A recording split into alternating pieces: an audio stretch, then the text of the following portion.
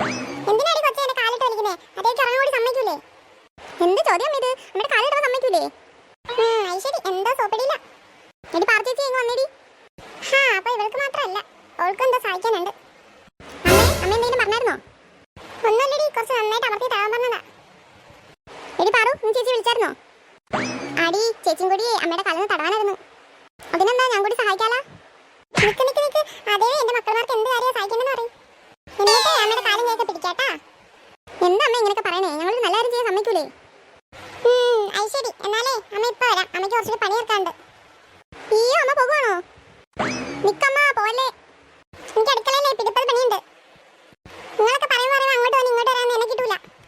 അമ്മ ഇവിടെ നിന്നേ, ചേച്ചിക്കില്ലേ ഒരു കാര്യം പറയണ്ട അമ്മയുടെ. അത് കേട്ടിട്ട് അമ്മ പൊക്കോ. വേഗം പറ പിള്ളേരെ അങ്ങോട്ട്.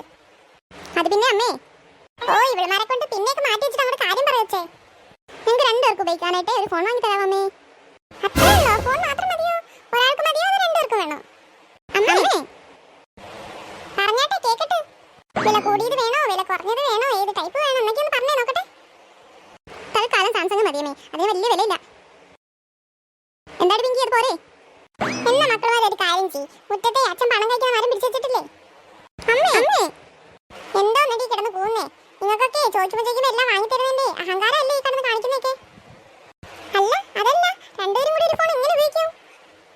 രണ്ടാളും കൂടി ഇവിടെ കിടന്ന് ടിവിയുടെ റിമോട്ടിന് അടിയിരുന്നവരെ മറന്നുപോയോ ഇത്ര പെട്ടെന്ന്? അങ്ങനെയുള്ള രണ്ടാളാണോ ഇപ്പൊ ഫോൺ ഷെയർ ചെയ്യാൻ പോന്നെ? ഒന്ന് പോവില്ലാരെ ഇടുന്ന് മനുഷ്യന്റെ സമയം കളയാനായിട്ട്. ഫോൺ വേണം പോലും, ഫോണ്.